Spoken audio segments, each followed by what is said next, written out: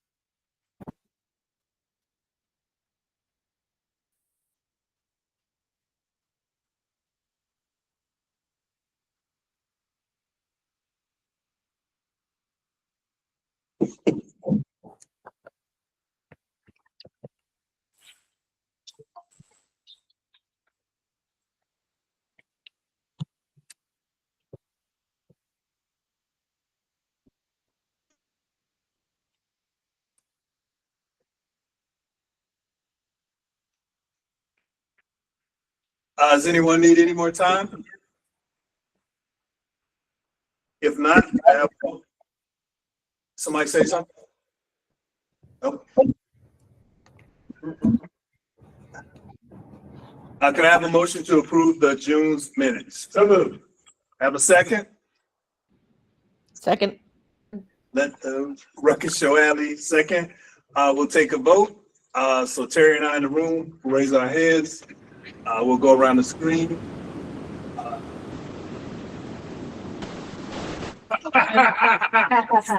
Oh, that didn't work. Hadley. Aye. Amon. Aye. Colette. Yes. Tamika. Lisa. Yes. Pam. Yes. Emily. Yeah. I think Yes. Rashida. Yes. All right. The motion carries. The meeting minutes are approved. Dan just walked in. He would have voted yes. Too. Absolutely. All right, Laura, I will turn it over to you. Great. Let me just. All right, I have somebody who's waiting to be admitted. Okay, great. I'm just want to make sure that I don't miss anybody else. Okay, so hello everyone. It's nice to see you. Thank you all who are joining virtually as well. We are going to start off by talking about a recap of our data from school year 24-25, and then that kind of like is going to be our segue to talk about our annual plan for the current school year. So those of you in the room, you should be looking at the top document, which is exactly. Looks like this. You probably can't see it, but it's the one. Actually, they're both going to be in color for you, so you're lucky. All right, on the first page, we have identified a set of measurable goals in order to really make sure that we are as focused as possible over this 5-year plan.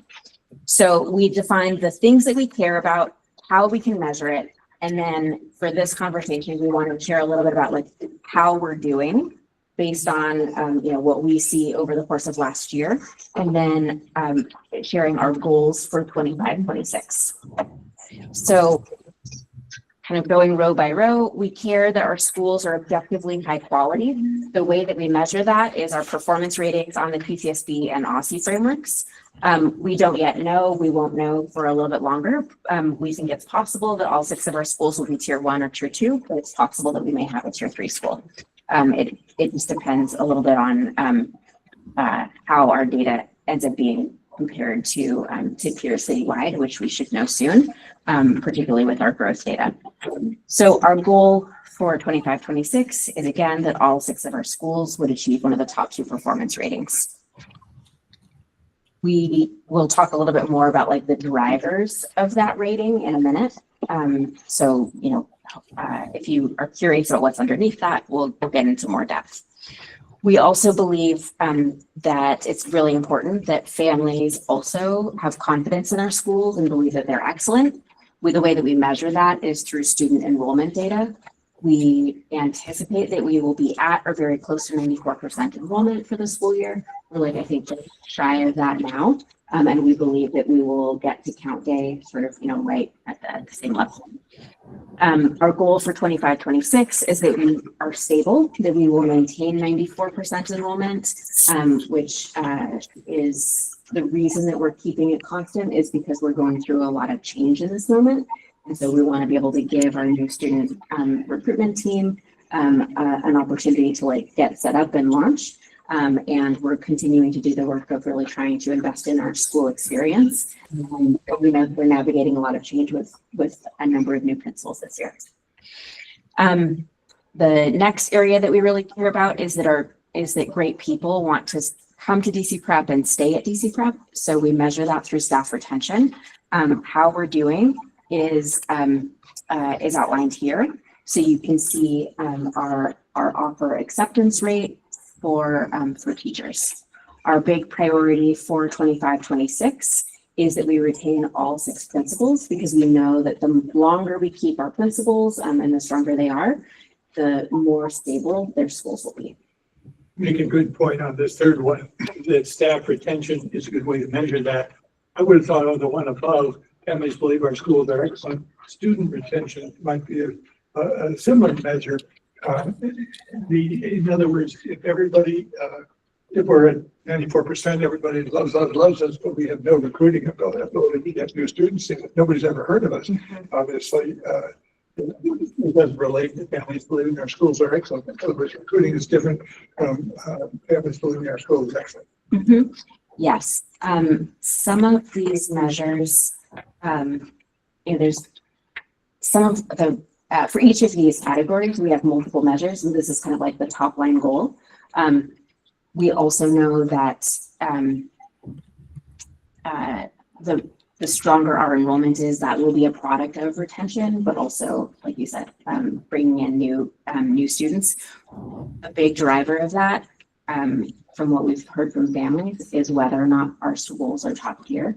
And so we also believe that like the objective measure of our schools excellent strongly like drives whether or not families believe our schools are excellent as well. On the principals, Yeah. I know we've talked about this in recent years as well, and you noted it in your CEO notes. When you look at like exit interviews or like look at the causes for all the turnover,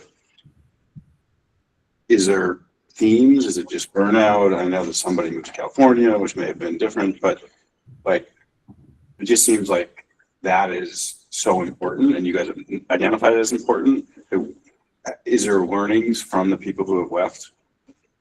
I'm going to invite others in the room to also share. So Cassie and Laura probably have a great perspective. I think it is, I'll share, but I would invite you all to add as well. Bradley's trying. Oh, thank you. Hey, John. I think it's different factors for different people, but I would say it is probably a combination of, it's an incredibly demanding job.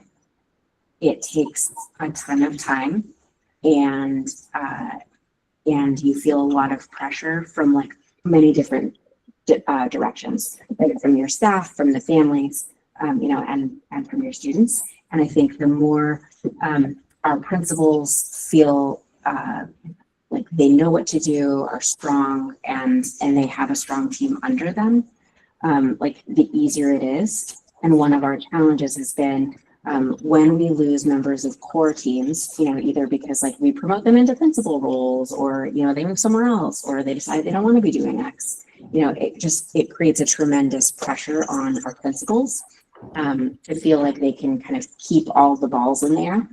And so it's sort of a trickle down effect, right? Where if we lose, if we promote teachers into leader roles, then leaders are kind of being pulled in many directions to grow new teachers.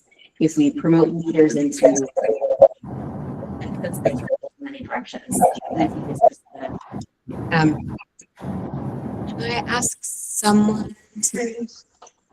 Arnie, could you go on mute? Thank you. So I think it's the more that we can create stability among our teams, particularly among campus leadership teams, the easier it will be to retain principals over time. But I would ask Maura and Cassie if you would add anything to that. Yeah, I agree with that. It's about how much work they can withstand. People development and people management is extremely challenging. And in the role, I mean, you all know that, but in the role, it becomes challenging when you have an urgent issue that you're dealing with and you do not have the strength of your core team to offset the other responsibilities, to continuously manage attendance, to handle discipline, to coach teachers. And so I think the burnout comes from trying to figure out where to spend your time with holes within your core team that limits your ability to get move the work forward. The part of how I think about that is like sometimes it can feel like you're spending so much time on the issues that feel like really urgent and important, but it prevents you from feeling like you can spend things like you would most want to do to really feel like you're like driving long-term outcomes. And that's just like a real balance that we need to strike. So I totally empathize with that, and like that's part of the job, and it's part of your job, and while you're a good CEO, you understand how to figure that out. What are we doing differently this year that we think getting 100% retention might it all be realistic when we've been at like 50% retention? Yeah. So like, are we doing different leadership development or different things with the core? Because I think we're setting ourselves up for missing the goal if we're just assuming they're not going to be stressed and have to deal with fires and do all that stuff. Yes. The reorg was like directly in response to trying to figure out like how do we acknowledge that the work of trying to support principals is huge and massive and requires kind of like a full-time focus, right? So more as an entirely new job, because we're trying to split the focus and have like a chief schools officer. And then so much of what Cassie does like is really around really trying to figure out how we can put even more time and energy into supporting the core leadership teams, because the more that we can invest in like the strength and stability of our leadership teams, the easier it will be for our principals to be successful. And so like by giving them more opportunity to focus and like manage their teams through multiple layers, that is one of our big bets. Gotcha. So Maura will speak more to this when we talk more about the annual plan, but I would say that's kind of like the biggest change like at the network level. And it is enabling other changes like at the levels. Is it 50%, or what is our turnover rate in principals in the last 5 years? I don't know if I can, Roughly, I mean, within. yeah. So, This year, we have 3 new principals who are in their first year. Last year, though, we also had like 3 new principals in their first year, right? So like that's what makes it so challenging, right? Is the principal job is so hard that it takes time. because of that, I think if we could only lose 1 or 2 a year would be a reasonable goal, given the incredible difficulty. We've been trying to talk about the value of letting principals stay in their roles for 5 years or more. That would be such a game changer. We're not unique in the challenges that we face about like more rapid turnover among principals. That doesn't mean that it's like not a big deal. Like we all have to figure it out. I just want to kind of contextualize that this is a struggle everywhere. Just for a realistic goal, do we know what the industry standard is? Like, what's the average tenure of a principal? Should that be like our goal, or stepping it up a little bit more than whatever that thing is? Because I would imagine that across many networks, there's probably, like, you can expect the principal to stay in a job this amount of time and stuff. So I think that may be a good metric that we could shoot for to help us figure out exactly what that number is. So, Yeah. We can definitely report back on like what the what a harder sector average is. Pam said, okay, please. Thank you. Pam? Yeah, I just had just a follow on, and that is, do we have a sense for those that we're losing, those leadership team staff that we're losing? Do they just quit doing this work and go to industry or someplace else? Or are we losing that talent to other competitors, other schools, where they're taking advantage of everything that we've done, but there's something that's so much harder about what we're doing or more stressful? I mean, I don't know if we have a sense for that, but it seems to be, to me, it popped up as a. Yeah. Did you all hear the question? It's like where Yeah, are leaders no, they're going? Is not. there? They're not leaving to now go be a principal at a competitor. That has not happened I don't need that is not happening.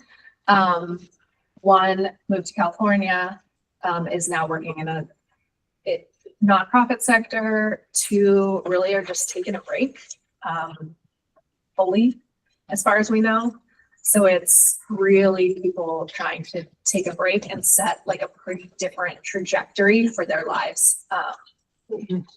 That's really what we're seeing. Yeah, and I would say I've also seen a number of people who move into working for like support organizations. So support organizations are attractive for men. They're necessary and valuable.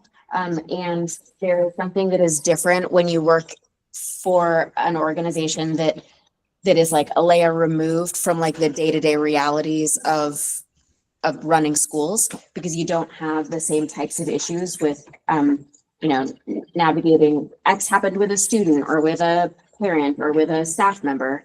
And there is something that can be very appealing about that, I think, in terms of being able to continue to focus on like, what is great instruction, versus, some of the other day-to-day issues that come up within schools. So that's great that we haven't killed their passion for doing the work that they've set out to do. I mean, I'm not saying that in jest either. I was just, it was just a consideration for me. I mean, I'm sorry that we're losing them, but at the same time, they're benefiting the collective in some way or another, which is also a good thing.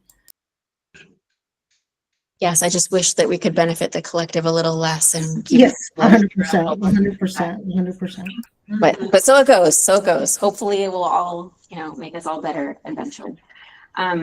Okay, next dimension that we really care about is student perception of BC Prep. I think, Harry, to your point earlier, like student re-enrollment is an indicator of how students perceive BC Prep. But we also are trying to ask students directly whether, and we decided to add this, last year? I don't remember, all of my years are blurring, but it was like either 1 or 2 years ago, we said we should ask students directly to strongly agree, disagree with a question that says like, I believe BC Prep is a good school, and we weren't sure what we would hear. Not surprisingly, elementary school students are more positive than middle school students. But this was our attempt to try and start like paying attention to like that direct question. Alumni outcomes. This goal is actually incorrect. I wrote that down incorrectly. But we care about alumni college graduation rate. For our most recent class, we had a 66% college graduation rate. So that's 6 times the national average, which we feel really great about. Yes, and the actual goal that we set is kind of consistent from year to year. Can you remind me of the exact? 65%. Oh, is that? Mhm. Yeah, okay, perfect. Thank you. It's 65%. Okay. And then finally, we care about being an enduring organization. There's many dimensions to that. One aspect of that is financial stability. And so we look at our debt service coverage ratio. We are well in the green for our debt service coverage ratio. Okay, so now let's talk a little bit more about what's underneath some of these measures. And I think I'm already taking too long, so I'm going to go quickly, but you all should slow me down if there's places where you want to dig in more extensively. So as we've discussed in the past, public schools in DC are held accountable through two different frameworks, PCSB and OSSE. Both frameworks focus on, like I said, overlapping metrics. This is illustrative of the indicators within Aspire. But what you see here is that there's a huge focus on CAPE, CAPE growth, NWEA growth, access growth, which is an assessment of for students who are ELL. It also looks at CAPE achievement, CLASS, which is a specific test of the early childhood classroom environment. It looks at chronic absenteeism and readmission. But across all of these dimensions, between growth and achievement, CAPE is definitely the biggest factor in our middle school framework score, and elementaries are a little bit more balanced because they look at NWEA growth, CLASS, and CAPE achievement. So we're going to talk a little bit more about each of the categories underneath that. So we'll start off with CAPE, just as a quick reminder. CAPE is DC's annual assessment of students' progress towards college readiness, and it's the biggest factor in a school's performance rating, especially for our middle schools. Every spring, all DC public school students in grades 3 through 8 and in high school are tested in ELA, math, and science, and students need to score a 4 or a 5 in order to be considered on track to be college ready. Citywide, in spring of 2025, DC students had their largest increase in ELA and math proficiency since the pandemic, which is great, but that's around 2.5 percentage points. And so, that's kind of context around the citywide direction. If you go to the next page with the column charts, this shows DC prep relative to DC overall, grade by grade. DC prep is the light blue. The first time the light blue bar appears, it's our 2024 data. The second time it appears, it's our 2025 data. And it's the navy blue bar next to it is the state. And so what you see here is that in grades 3 and 5, DC prep students grew more rapidly than peers citywide. In grades 3, 4, 5, and 6, percent proficiency increased relative to last year, which is great. In grades 6 through 8, our preppies had the same or better percent proficiency as DC overall. In grades 7 and 8, our proficiency decreased relative to last year's outcomes in those grades. And if you look at the percent achieving proficiency in our wards, we were pretty consistently above the wards in which we were operating.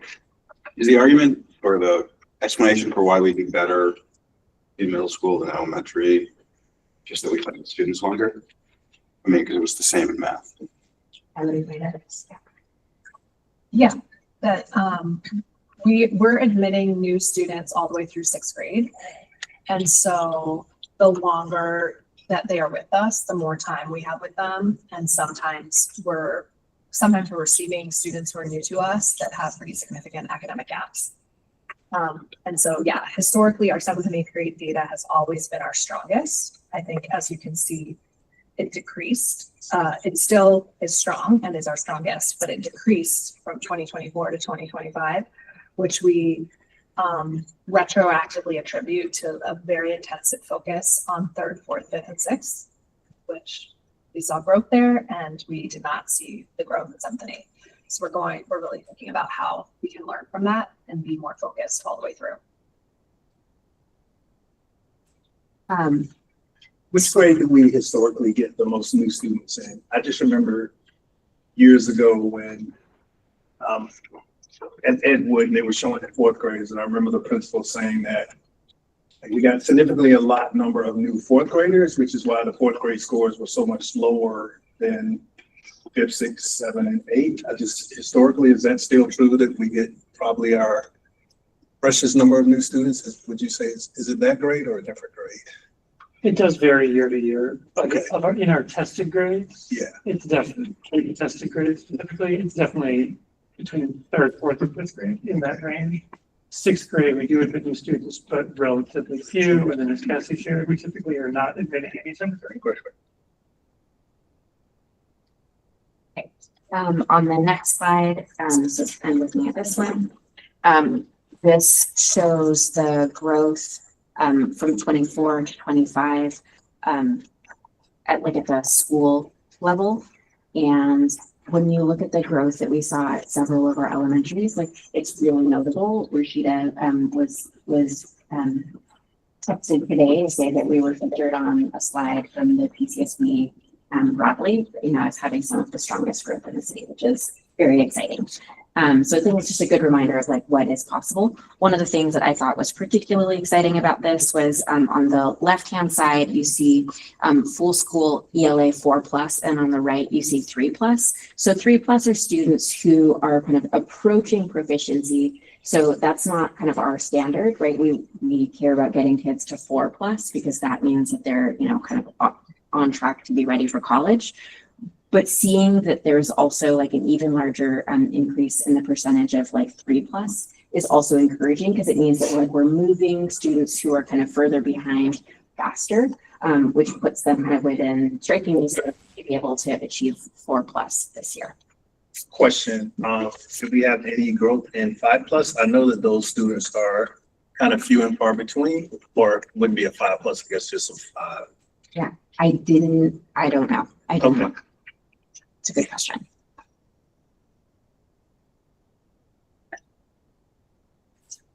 But I will get back to you on that. Okay, on the next slide, this shows the same data, but with math. What you see here is in grades 3, 5, and 7, our students grew more rapidly than their peers citywide. Sorry, the numbers are very hard to read. In grades 3, 5, 6, and 7, our percent proficiency increased relative to last year. In grades 5, 6, 7, and 8, our preppies had the same or better proficiency as the city overall.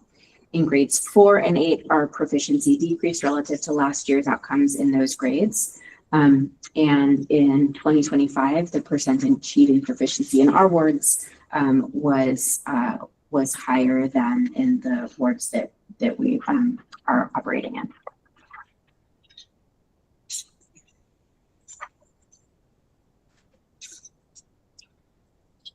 This slide with the tables is kind of tells a similar story to what we saw in ELA, but actually even more encouragingly, we saw very strong growth in math on CAPE at all 3 elementaries and at one of our middle schools.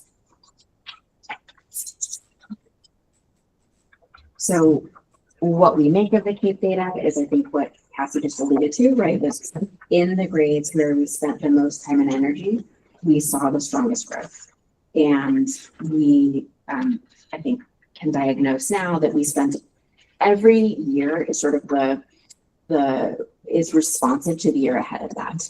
And so in not last year, but the year before that, one of our big reflections was we were not doing enough to be able to create the conditions for strong learning. And so we entered last school year being very focused on Tier 1 culture and making sure that we had a strong plan to have strong and stable classrooms for all of our students, because that was good for kids and that was good for adults.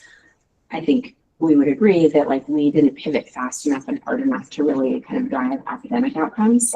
And when we did do that, we saw strong growth in the grades where we were most focused. And I think we probably relied a lot on historical performance in 7th and 8th grade, which has been our strong suit.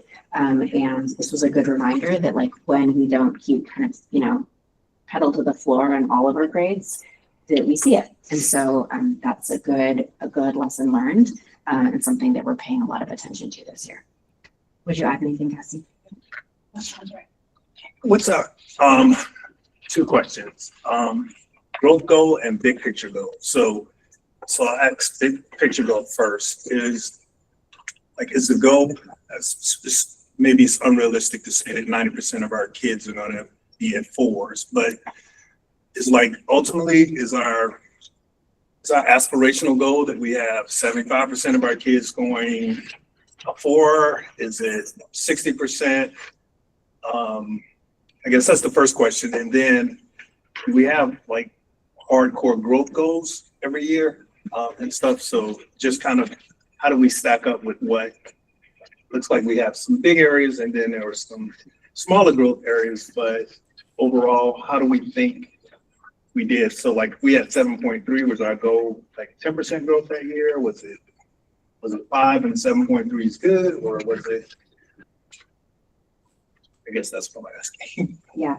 So the first question, which is like, what is like the ultimate goal? Yeah. Our ultimate goal is to make sure that like all of our students are prepared to be successful in high school.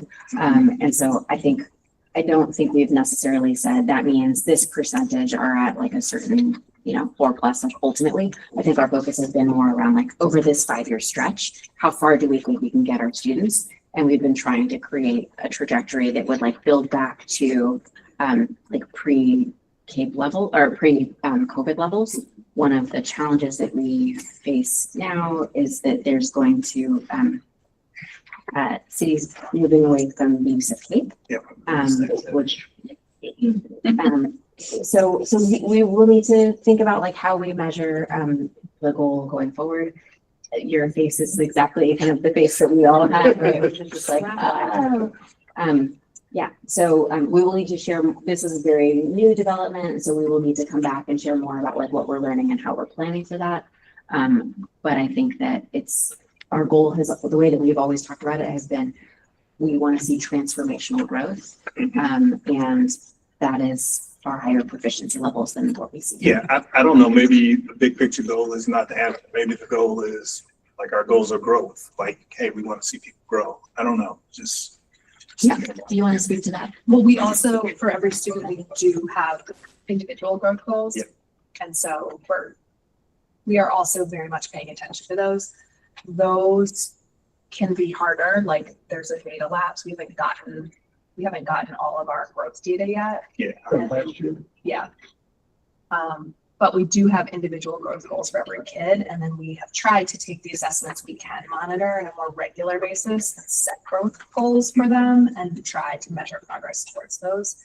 And I think going into this current school year, we spent a lot of energy last spring trying to figure out how to do a better job of being able to set clear goals that teachers can use with their kids, and really kind of revamped the way we train people to use student academic data.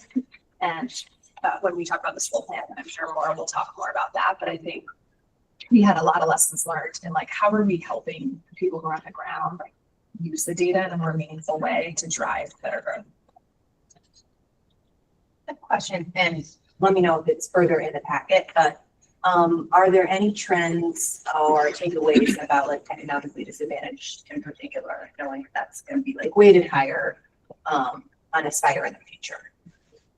So we continue to outperform the city with at-risk students.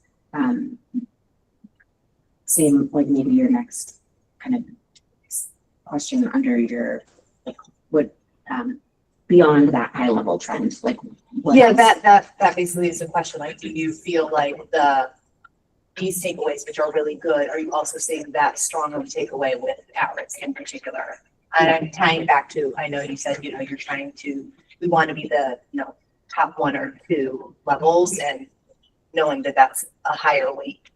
Just wanted to see if you felt as good with as the like all student numbers. Yeah, I think we feel good about the way that we are serving at-risk students, like relative to that is one of our strengths. That continues to be one of our strengths. The place where I think we have more questions that we are going to need to really lean into, like the subgroups that we're even more focused on, like how do we serve them even more effectively, is special education and ELL. You agree? Okay. All right, so in our elementary schools, the next category is NWEA. NWEA is primarily a focus in our elementary schools. We did not achieve our NWEA growth goal in reading. We did achieve it in math at 2 of our campuses, and we were very close to the 3rd. So this chart is a little bit technical. MGP stands for median growth percentile. This looks at, for a given student, how much growth, based on their starting place, how much growth did they make relative to other students who are starting at the same place. So like, you know, Dan and I are at the same starting line. How far do we get relative to one another? Yep. Versus, you know, you two may be at a different starting place, you know, and so like you're looked at relative to one another. We believe that an MGP of 50 or higher is like something to be proud of. We were above that, you know, in several of our campuses and several in ELA, at EEC, and math. And at BEC, we saw an MGP of 61 in math. And so we see that there's like things to really be proud of. And we know that we're going to need to spend even more time really thinking about how we grow students in NWEA. We've typically put like so much time and energy into CAPE preparation and administration. And we know that we're going to need to put just as much emphasis on NWEA. Would you add anything to that, Cassie? Okay. All right, keep moving. Class is a way that you is a way of evaluating the strength of early childhood classrooms. A team of outside assessors comes in and looks at an early childhood classroom on 3 different domains: emotional support, classroom organization, and instructional support. It happens every spring. And we take this very seriously. We have goals of being a 6 or better in emotional support and classroom organization, and 4 or better and in instructional support. Instructional support, like, you know, nationally is just a harder area to like get as many points in. While what you see here is that our scores are very similar to what they've been in the past. And while they're very generally strong, we know that we need to do more to strengthen our instructional support domain. The way to do that is really to think about like how we're emphasizing vocabulary development and use of language in the classroom. And so that's something that we're thinking a lot about this year. Anything to add? No. Okay. Chronic absenteeism is something that we've talked about very extensively. Our chronic absenteeism challenges were worse last year than any year before. But we see at AEC, they were able to make 10 percentage points gains. It really demonstrates that progress is possible. And we've spent a lot of time thinking about how we will differently like monitor and like lean in to make sure that this is as strong as possible. I've shared an artifact that I thought was very exciting. We're not gonna really spend a lot of time on it right now, but it's worth taking a look at like how we're trying to be even more intentional and rigorous in thinking about attendance this year. Cassie, do you want to give like the 2-bullet voiceover of what this bulletin is? Yeah, we had a lot of lessons learned about attendance. We were not nearly as focused on it last year as we needed to be. We were sort of using our standard old playbook, and we needed a new playbook. We need a new playbook to attack the attendance challenges that we're facing. And so it was very cross-functional, thinking through what are all the different things we need to be doing to improve attendance, know who the kids are that are struggling, either profoundly absent or moderately absent. And I think this bulletin, which is new, it sort of captures and represents all of the different kinds and examples of strategies that we have already implemented in the first few weeks of school.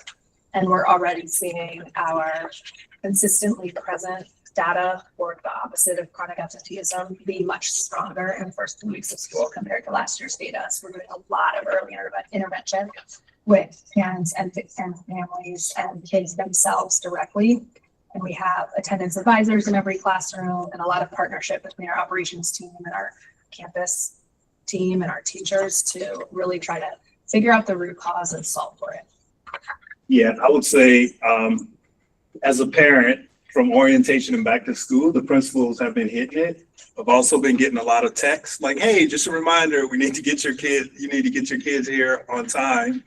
And the incentives are working too, because at back to school night, one of the classrooms was like, hey, we're in first place right now. And it was like, yeah, let's keep it up. Like the students, because I think they get a trip or something if they're, I can't remember what it is, but like they actively they know that they're number one right now. They want to kind of keep it that way and stuff. So I guess the efforts are having a positive impact. I can see it. Great. Yeah. I'm gonna ask you to say that again on camera. Okay. I can get back to you. All right.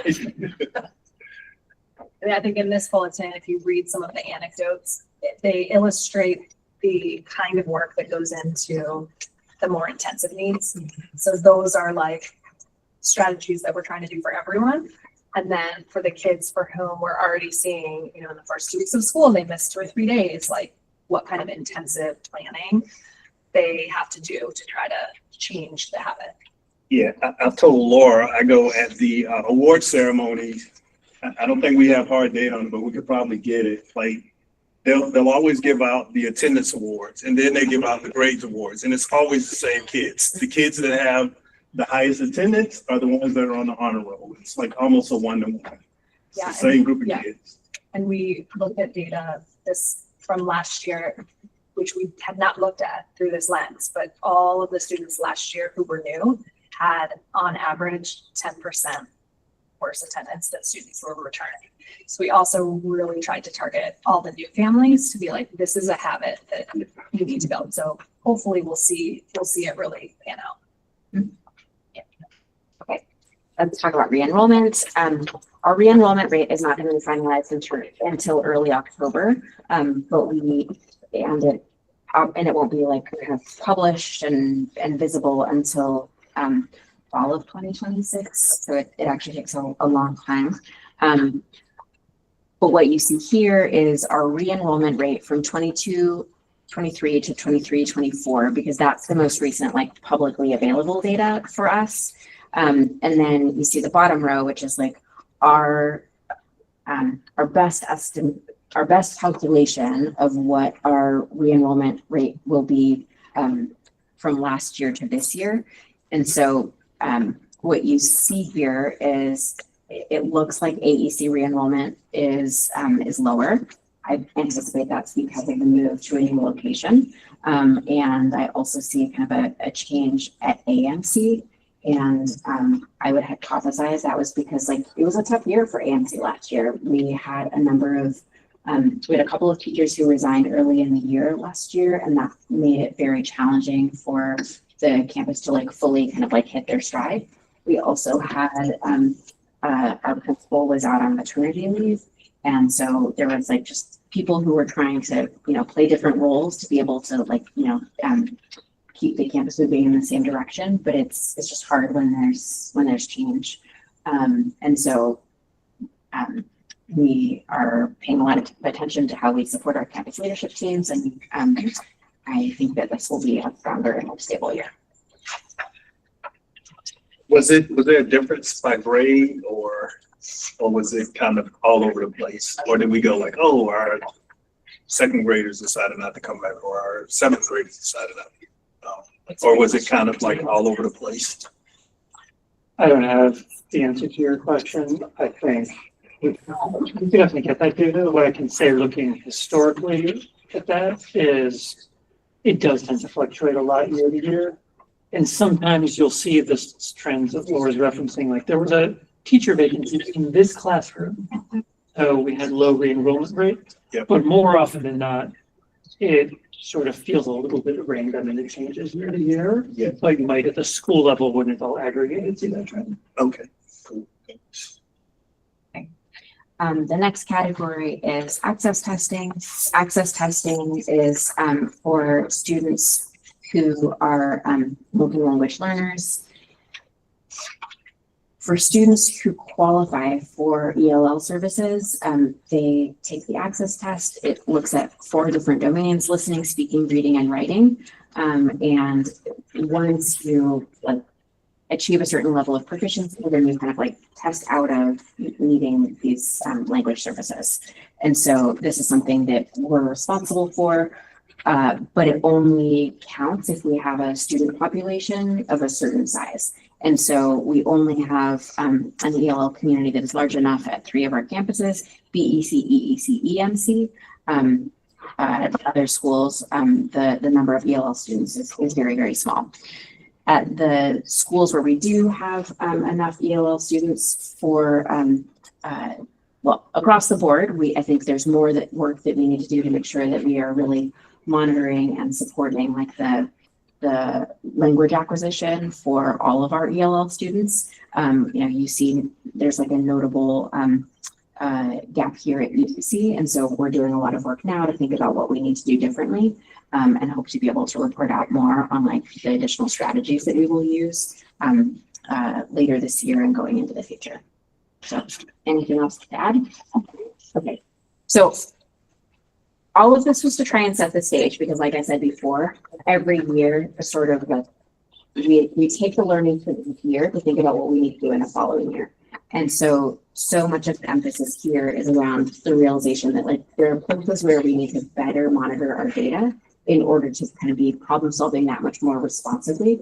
And so there's a lot of work that Cassie and Maura have done in particular to think about how we can strengthen our systems and really get clear on like what we need to monitor and how to launch this current school year. So I'm going to turn it over to Maura to talk about our school plan for this year. Yes, and do you mind if we're not going to look at that document, or do you mind if I bring back to instead? No. Okay, feel free to pass that document to the middle of the table. It has some, it's outdated by 30 minutes. We're gonna be. And Laura, what, yeah, we'll recycle that. What sneak are we on? We are on Should be an invite. invite. Okay, great. I will go right there. Let's start it.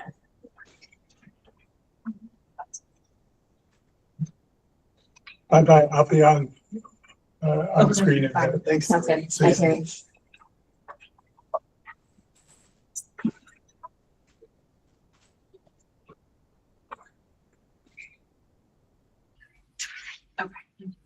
Thank you, Mike. Oh, there we go.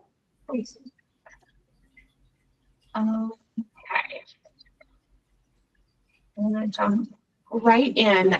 So how many folks know Dan Heath's work? Switch is one of his big books. It's great. His latest book is called Upstream.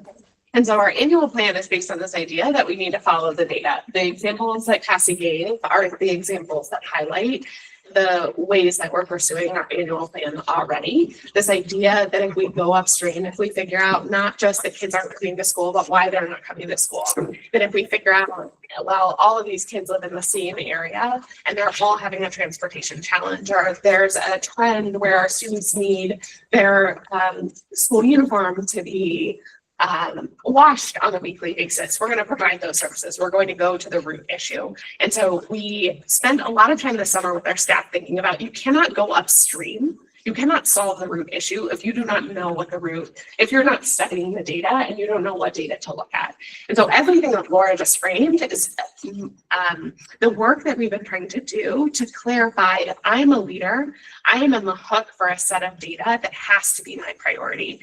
The work that Cassie just explained is a great example of we know we need to win attendance. And so our community assistant principals and our student support coordinators are getting daily communication from their principal about what is our attendance rate today? Who are the kids who are not here today? What are we doing to get them here by noon? If they didn't make it today, how are we sending their family a calendar and saying, these are the days that we don't have school. Please schedule your doctor's appointments on these days. Oh, you're not here because your child needs their uniform cleaned? Great, drop it off with us every Friday. We'll have it cleaned and ready to go on Monday morning. It's those sorts of pieces that we're trying to tease out, and that's just with attendance.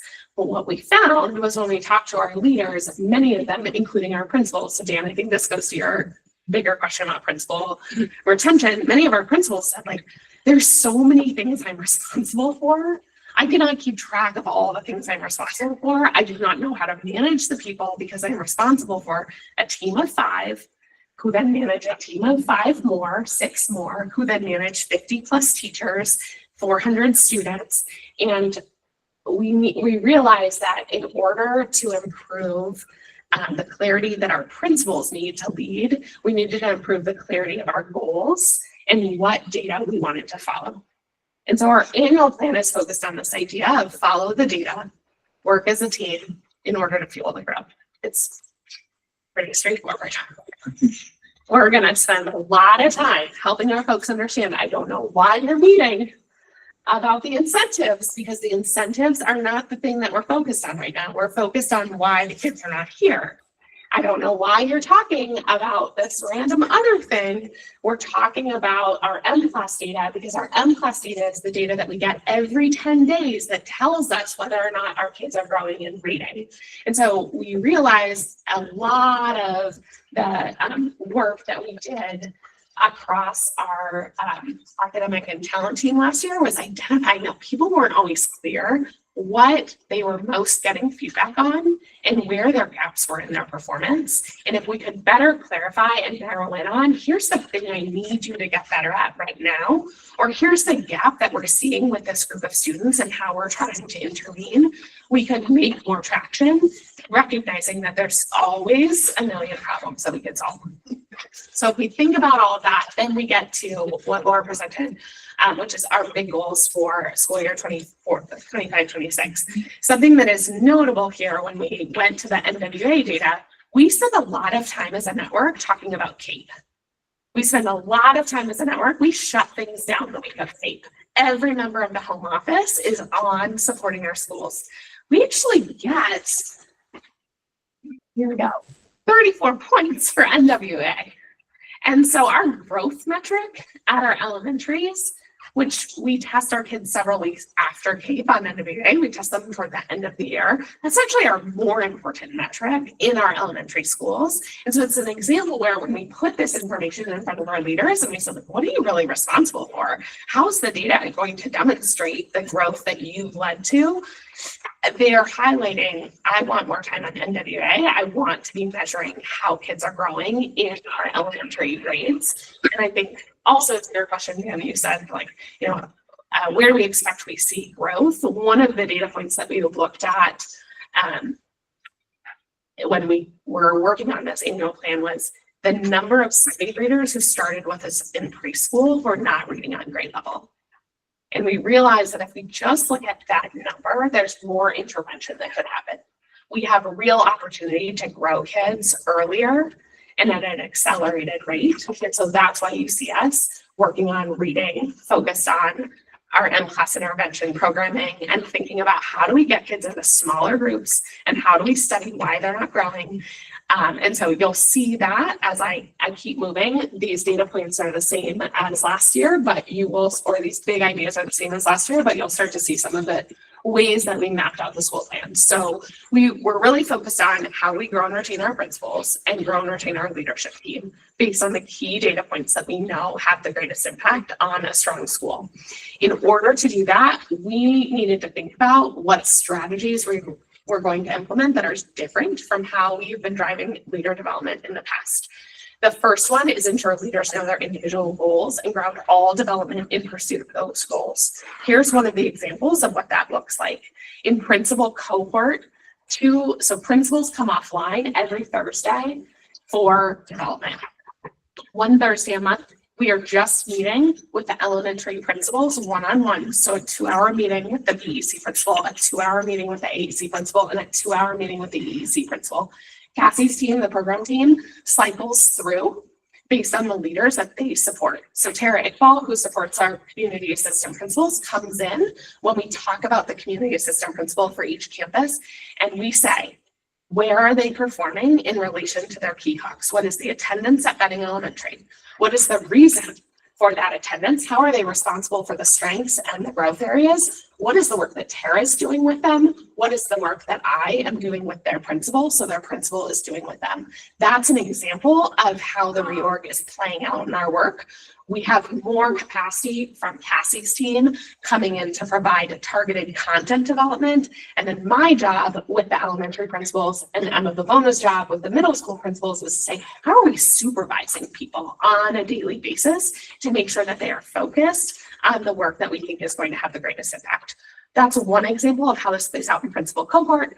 Another example or another strategy we employed was realigning development structures to target key data points. So I gave you the example of principal cohort. Our principals are on a rotation every Thursday. One Thursday a month, they're focused on leader development. 2 Thursdays a month, they're focused on strategic planning. So we monitor the first and fourth Thursday of every month. Where is your attendance and why? Where is your reading and math data and why? We go through each of the key data points, we bring them all of that information, and then we're having them think about what have you done? What are the actions you've taken over the last month and your leadership team? It seems very, I think as I'm saying it, one might think this is so straightforward. This seems so simple, but this is a kind of data management that if we did not take them offline for 2 days a month to do that work, they would not have time during their typical workday when so many fires are coming up in a building to spend time there. And we're really focused on building their skill to analyze data. That is something that we have heard them say they need more to energy with. That is not something that all of our principals come into the role being really skilled to do. The last way we spend our time with them is on strategic planning offline. So we have them, thank you. That's perfect. Thank you so much. This is the updated deck. So principals are spending time in cohort on these targeted strategic planning and leader development initiatives. The next one is dispatch development. So that is provided by our program team. Last year, our program team was spread out across all of our leaders, providing a few hours here and there. They were spending a lot of their time providing development, but we identified that there was a disconnect between the development they were providing and the knowledge the principal had of that development, and therefore the ways the principal was building on that development. So now our dispatch providers from our program team spend 4 hours with every leader who has been identified for development every week. One of those hours is in supervision with the principal. So one of those hours, they are actually sitting in a room with the principal and the leader who's being developed, and they're talking about what is the data, how am I as the program team member helping build your content knowledge, what is your principal noticing? They're getting direction from the principal, and we're already starting to notice places where this is serving both a content purpose. So they're helping when we have our director of special education sit in a meeting with a brand new principal and their SEC, their SPED coordinator, we're noticing, oh, the principal has some content knowledge gaps. It's really helpful to have our director of special ed help answer those questions on the spot. We don't have to wait for a follow-up. We're just figuring out how to solve for the student right now. The other thing we're noticing is an accountability measure. So our program team is really disciplined. They understand this is a major priority in their work. And so when they show up to supervision and it gets cut short because of the parent meeting that just came up or because of student support meeting, they are elevating that. So we're able to notice trends across the schools of which principals cancel their leader development meetings most often, which is, I don't say that in any way to just, it's no disrespect to them as principals, but it is part of our responsibility to help them prioritize and focus. And we're now getting data that we can follow around which principals are more likely to cancel a leader development meeting and which principals say no to the parent who just showed up to their school or to the other situation that some might jump and respond to. We have increased leader coordination. It used to happen 1 time a month, and now happens twice a month to be able to align to some key data. And we have, we are pulling all of our special education coordinators offline every Tuesday to do compliance work in person so that we can, there are no distractions. You have to get your compliance work done. If your compliance work is under 95%, you are with our director of special education. If not, you're doing that work from home. There are a bunch of initiatives that we are pursuing as well. I know that we are tight on time, so I'm going to run through this pretty quickly. You heard the headlines and you see how it's already playing out in our attendance. Other ways that we're trying to follow the data, we are really focused on our Bridges math instruction and our M-Class ELA instruction, which is small group targeted, and we have aligned development structure. So every teacher in our network who's a math or ELA teacher now has a weekly meeting with their coach that is for their homeroom. where they look at just the data for their 25 to 30 kids. And that is, we used to do grade level structures. So in this idea of following the data, we're trying to get narrower and narrower in what our focus is and what the next step should be coming out of that analysis and action planning. And so you see that playing out in the structures that our program team leads on and our campus leaders lead on. Cassie and her team are leading our ELA and math curriculum selection process so that we can be ready to implement new ELA curriculum next year and math in the following year.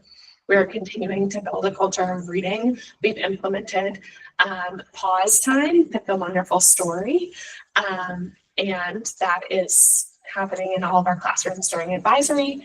We've also started implementing 8th grade social studies, and our 8th graders have started having some virtual guests visit their class already. Our development structures I've already talked about. In addition to our collaborative planning meetings, we had over 15 hours of development on the science of reading based on, or thanks to a grant that we got. So we trained all of our ELA leaders on the science of reading. We are continuing to maintain our market leadership on compensation and offering the junior teacher program to continue to build an internal pipeline for our team. In terms of strong family partnership, because we believe that that is a key part of following our data, we are increasing the touch points we have with families about their child's academic performance. I hope you see that. This comes from our collaborative planning meetings once a month.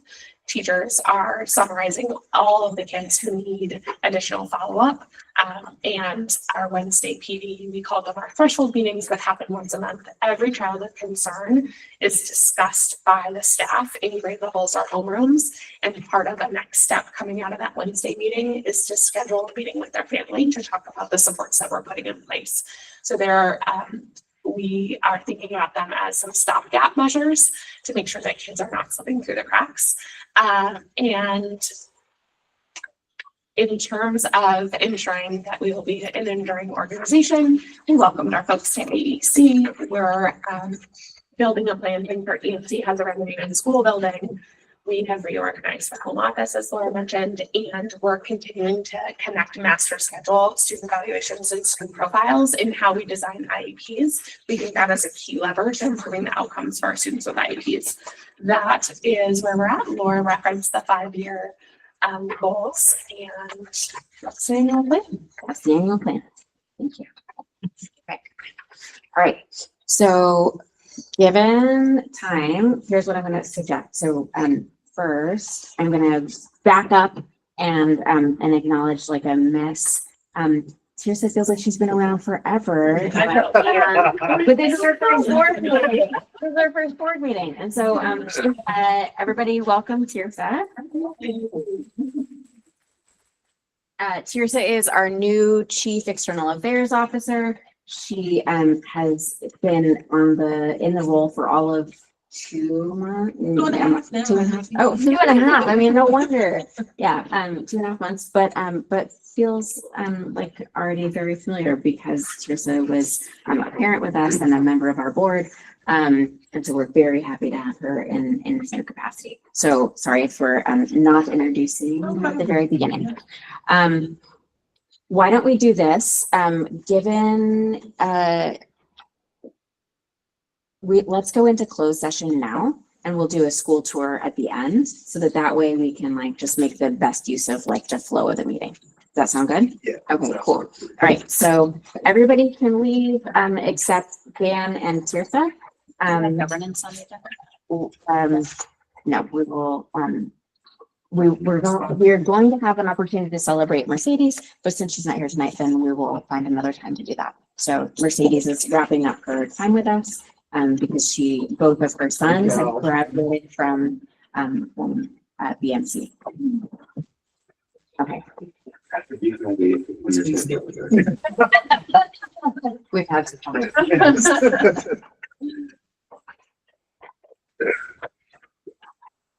Thank you.